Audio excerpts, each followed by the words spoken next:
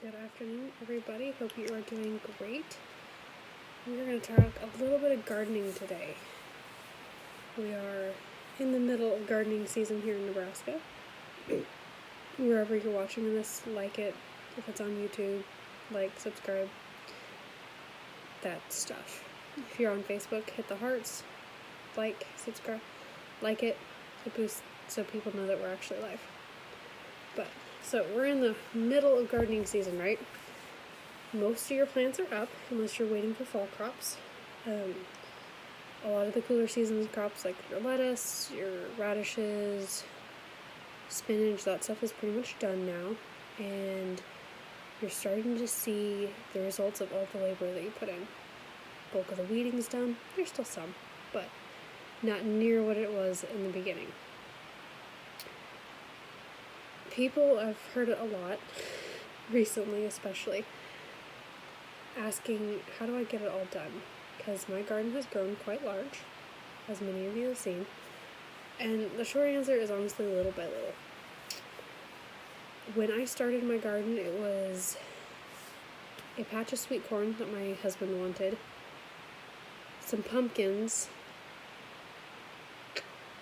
cucumbers, and maybe a tomato or a pepper. Like, that was it the first year. And every year I've just added more plants, different varieties of plants, different types of plants, and every year I try and do one more plant that's different. Excuse me. This year it's cauliflower.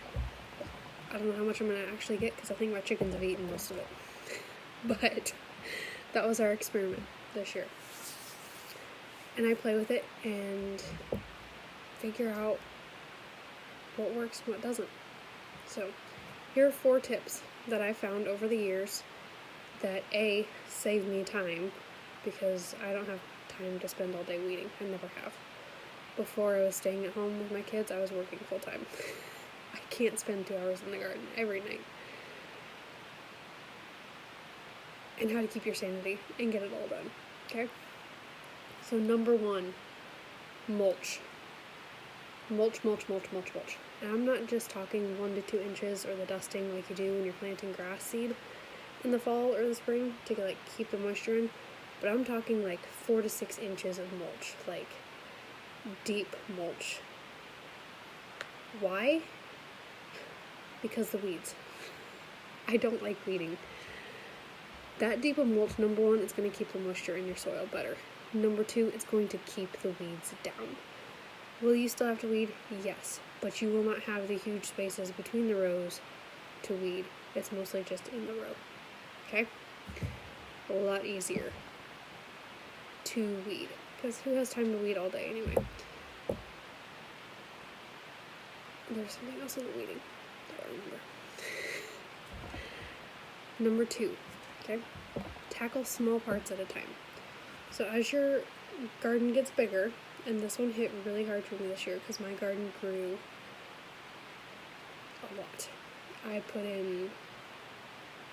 didn't put them in. My husband put them in for me.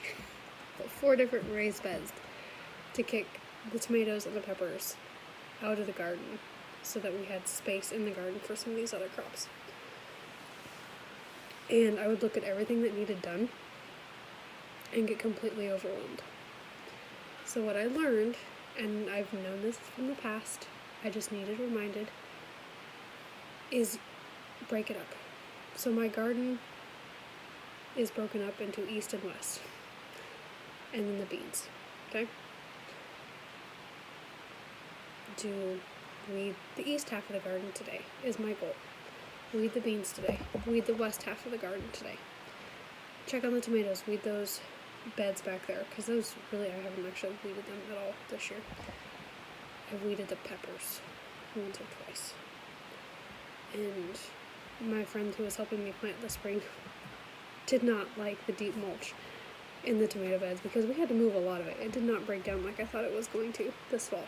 But I've not had to weed in any of those beds where I put the mulch in, it was 8 inches deep, 8 to a foot deep last fall when I put it in there. I haven't had to weed there.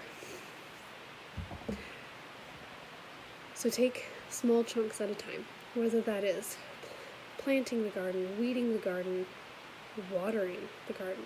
These smaller parts, you can have more to your to-do list, and you get across them all faster. Number 2, if you have kids like me, or you have people calling you for different things, you're more likely to get that small chunk done and be able to cross that off your list before somebody needs you and needs your help. Number 3, try one new plant a year. One new thing at a time. This is huge for beginners. I started with that little sweet corn patch. I can't even count how many plants I've got now. Like, somebody asked me the other day, I'm like, I don't know. Here's the types of plants I have, but I don't actually know how many plants are out there. There's too many without me like walking around and actually counting them. Become good. Use that 1 year over winter. Research what is the one crop that you want to do new this year, or what's the 1 or 2, maybe 2 ideas